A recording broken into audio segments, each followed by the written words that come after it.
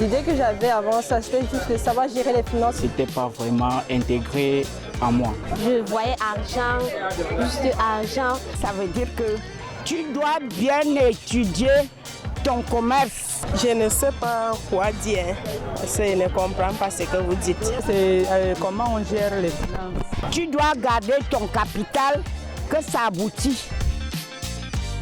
Ils sont venus des 4 coins du Cameroun et ont un point commun, l'acquisition des connaissances financières indispensables à leur cursus académique et professionnel. Investir en faveur des femmes, accélérer le rythme. Que savez-vous de l'éducation financière ?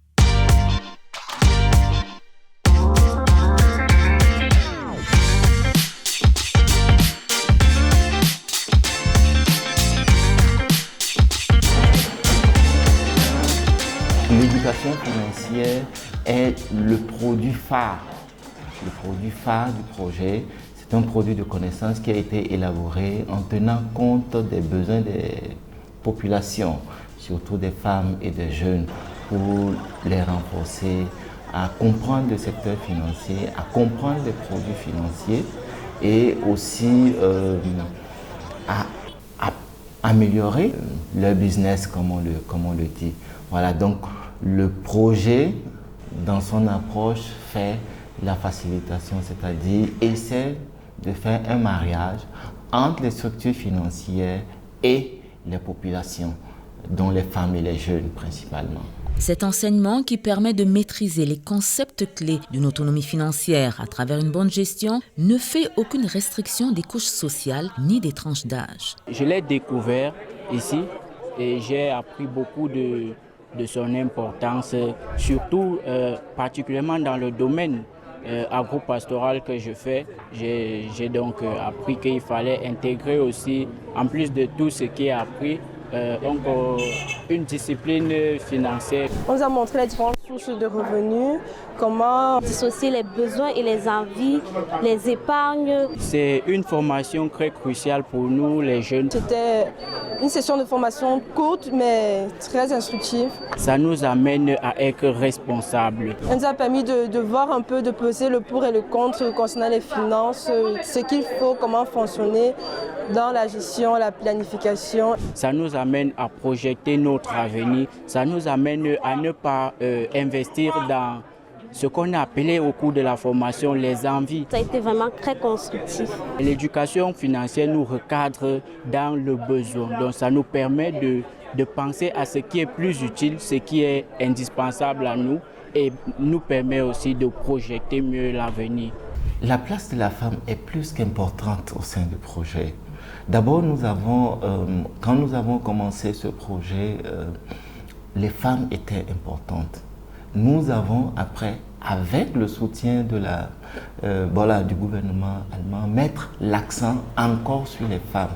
Donc aujourd'hui, pour nous, à la date d'aujourd'hui, les femmes, comme on dit, le slogan, c'est un impact précoce et durable.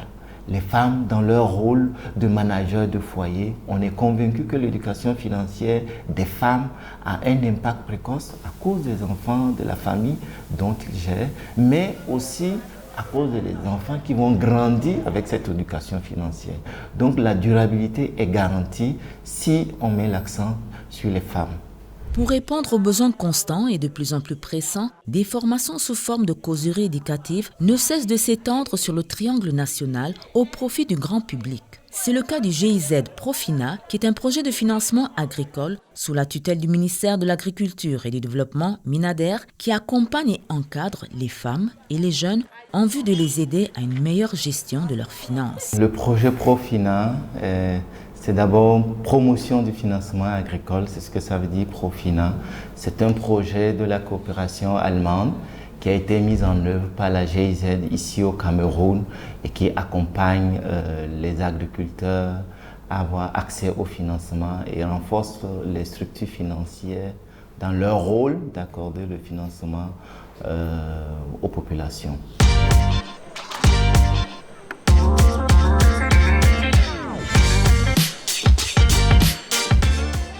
Valmayo, commune située dans la région du centre et le département d'Union Esso, elles sont nombreuses ces femmes de tous bords qui savent faire au lever du jour pour mener à bien leurs activités et qui ont bénéficié de cette formation.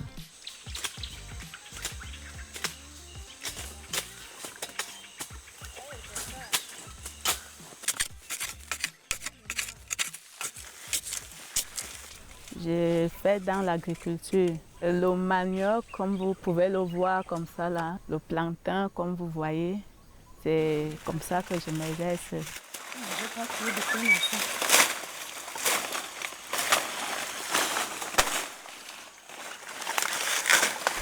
C'est d'abord pour moi-même et mes enfants, mais je vends aussi pour subvenir aux besoins. Je vends. Je pars vendre au Bayam pour subvenir aux besoins et en épargnant quelque chose. Là, madame a tout à l'heure dit que ça c'est votre présenté avant. Nous voulons que ça aille un peu plus. Oui. Ce qui m'a plu dans la formation, c'est que on nous a appris comment utiliser l'argent qu'on nous prête, le crédit qu'on obtient, comment utiliser ce crédit. Qu'on ne doit pas utiliser ces crédits-là pour des choses, que tu prends le crédit pour l'agriculture par exemple, après tu détournes ça pour aller faire autre chose. On nous a appris qu'on doit atteindre l'objectif pour lequel tu as pris le crédit. Si tu as pris le crédit pour le manioc, va faire ton champ de manioc uniquement. Et c'est ce champ de manioc-là qui va t'aider à rembourser le crédit et épargner aussi ce qui est pour toi. La dame a évoqué une notion très importante. Je pense que c'est même ça la clé des risques de ce qui se passe souvent dans le milieu rural et autres. Quand je me suis retrouvée devant la formation, j'ai vraiment vu que la formation était importante parce que la façon qu'on utilise, ce n'est pas la façon là qu'on nous a appris hier. En dehors de mon travail que je fais, j'ai une activité secondaire qui consiste à faire l'élevage des poulets de chair.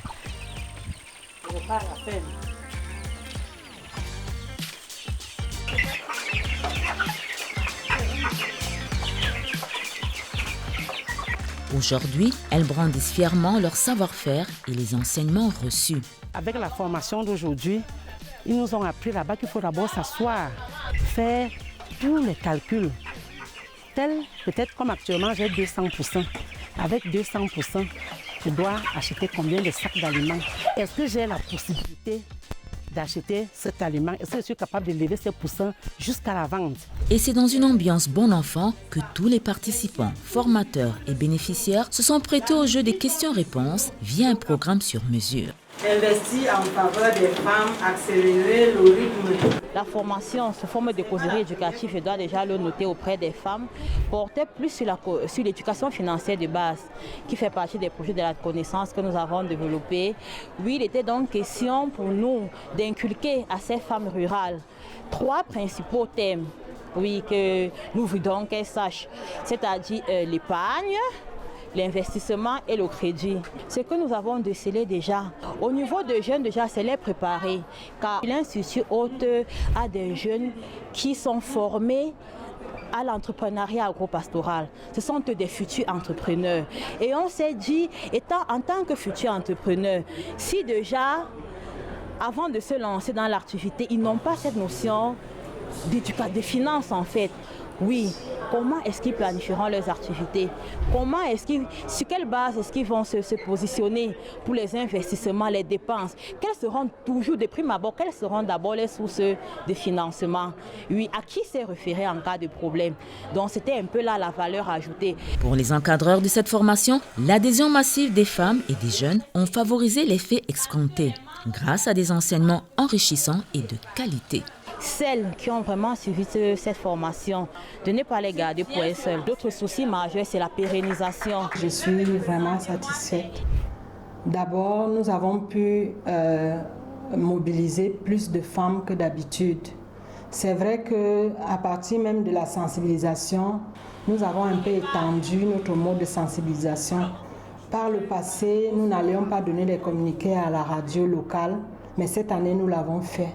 c'était juste des invitations qu'on distribuait. Mais cette année, nous sommes allés expliquer ce que les femmes viennent faire pour les amener à s'intéresser à ce que nous faisons. Nous avons dépassé les pronostics parce que nous avons programmé former 80 femmes en 2 groupes maximum.